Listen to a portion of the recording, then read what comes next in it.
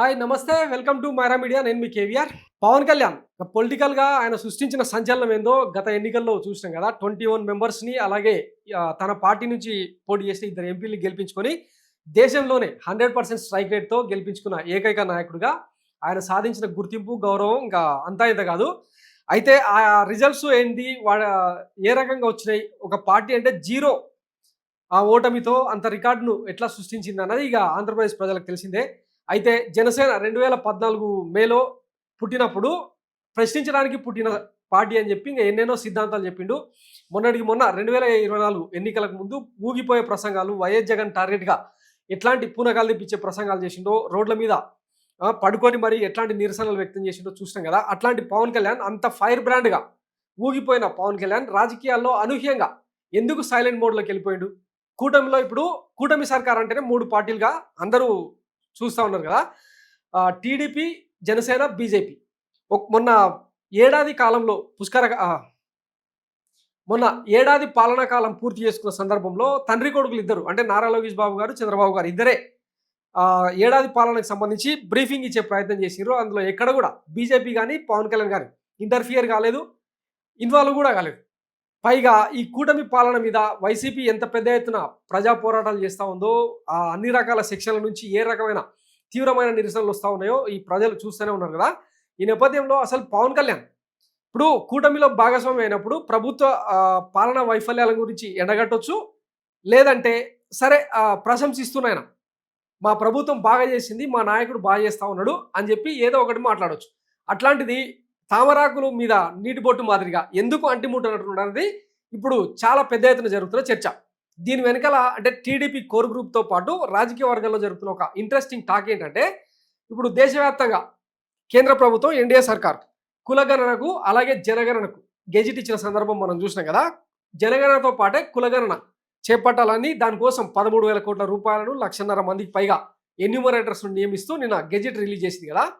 ఇక 2027 నాటికి జనగణను, కులగణను పూర్తి చేసి ఈ దేశం ముందర పెట్టి దాని తర్వాత ఇక ఈ నియోజకవర్గాల పునర్విభజన అవుతుందా లేదా అన్నది తర్వాత సంగతి. కానీ ఆ తర్వాత జమిలీ ఎన్నికలకు దేశవ్యాప్తంగా 16 రాష్ట్రాల్లో ఎన్నికలు నిర్వహించేందుకు వేగంగా అడుగులేస్తున్న సందర్భంలో పవన్ కళ్యాణ్ గురించిన చర్చ ఇప్పుడు ఆంధ్రప్రదేశ్లో హైలైట్ అవుతా ఉంది.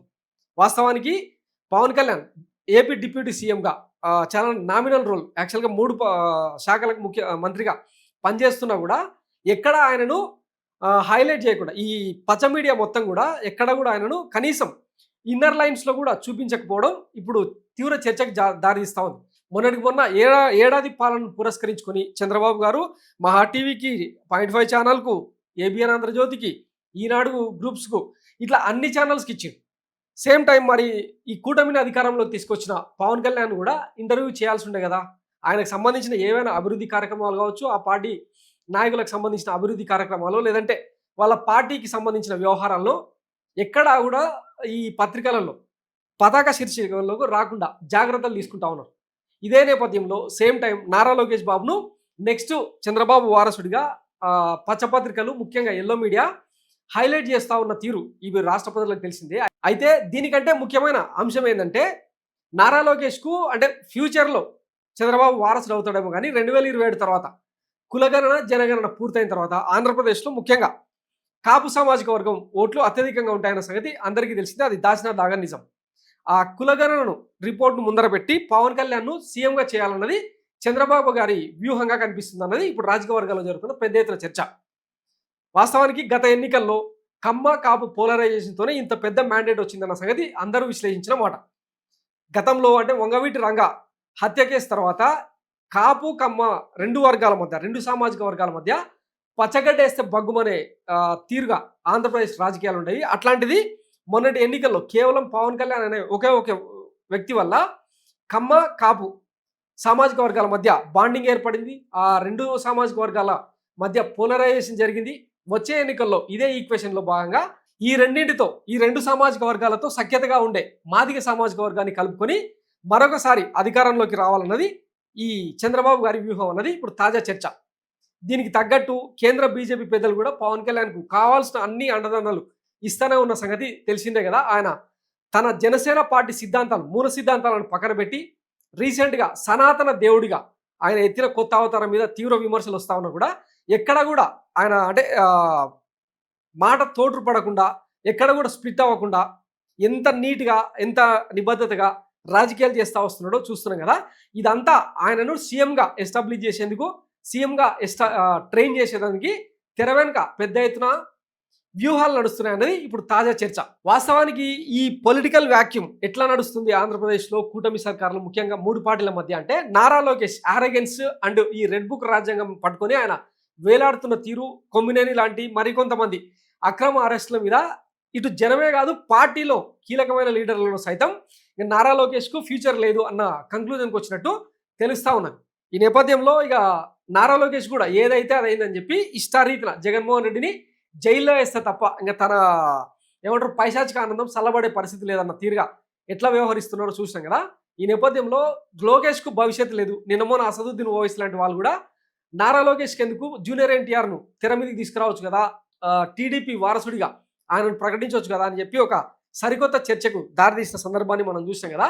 ఈ మొత్తం ఎపిసోడ్లో ప్రస్తుతానికి నారా లోకేష్కు ఎడ్జున్నా కానీ తనను సైడ్ లైన్ చేసి భావి వారసుడిగా చంద్రబాబు భావి వారసుడిగా పవన్ కళ్యాణ్ను ఎస్టాబ్లిష్ చేసే వ్యూహానికి చంద్రబాబు పదును పెడతా ఉన్నారన్న సంగతి తాజాగా టీడీపీ కోర్ గ్రూప్లలో నడుస్తున్న చర్చ.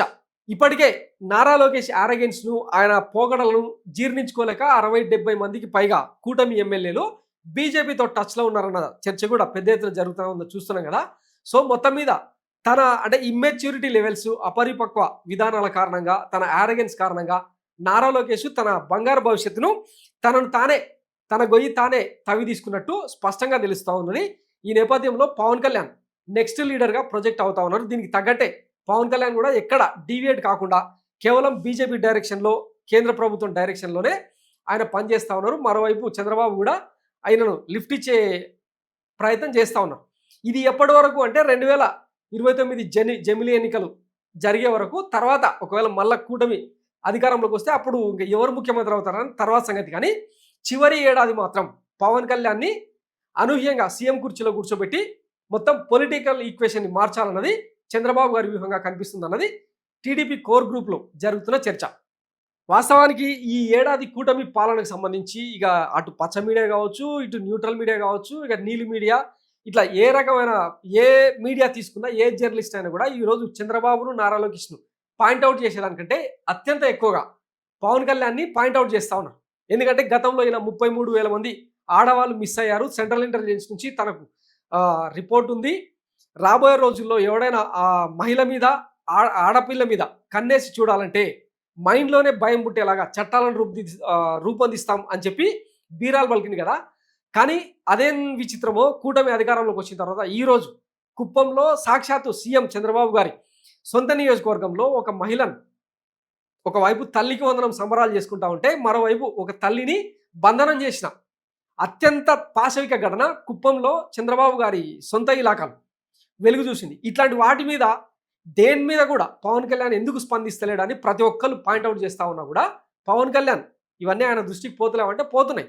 మరి ఎందుకు స్పందిస్తలేడు అంటే ఎక్కడ మాట్లాడితే తాను అంటే ఇప్పుడు మాట్లాడిన మాటలు ఇప్పటికే తాను గతంలో ప్రతిపక్ష నేతగా ఉన్నప్పుడు ఏవేవైతే మాటలు మాట్లాడిందో అవన్నీ ఇప్పుడు ట్రోల్ అవుతా ఉన్నాయి. పెద్ద ఎత్తున వాటినే చర్చకు తీసుకొస్తా ఉన్నారు. సో ఇప్పటి నుంచి ఇంకా అట్లా మీడియాకు కానీ రాజకీయాల్లో కానీ తనను పాయింట్అవుట్ చేయకుండా ఉండేందుకు చాలా వరకు ఆయన గుంభనంగా నీట్గా తన పనేదో తాను చేసుకుపోతున్నట్టు తెర వెనుక చర్చ జరుగుతూ ఉంది. దీంతో పాటు జనసేనను కూడా ఒకవైపు నాగబాబు గారు, ఇంకొక వైపు నాదెళ్ల మనోహర్ గారు, ఇంకొక వైపు పవన్ కళ్యాణ్ ముగ్గురు కలిసి జనసేనను బిల్డ్ చేసే కార్యక్రమాన్ని, మరోవైపు బీజేపీ ఓటు బ్యాంకును పెంచే కార్యక్రమాన్ని తెర వెనుక పెద్ద ఎత్తున చేస్తూ ఉన్నట్టు స్పష్టంగా తెలుస్తూ ఉన్నదన్నమాట. సో మొత్తం మీద ఈ ఈక్వేషన్ అన్నది క్లారిటీ రావడానికి మరికొన్ని రోజులైతే టైం పట్టే అవకాశం ఉంది. ఆయన సైలెన్స్ వెనుక ఇంత పెద్ద వ్యూహం ఉందా అన్న చర్చ అయితే అటు టీడీపీ కోర్ గ్రూప్లోనే కాకుండా పెద్ద ఎత్తున రాజకీయ వర్గాల్లో, రాజకీయ విశ్లేషకుల్లో చర్చ జరుగుతూ ఉంది. ఇది రియాలిటీలోకి ఎప్పుడు వస్తుంది అన్నది వేచి చూద్దాం. Thanks for watching Myra media. నేను మీ కేవీఆర్. Thank you.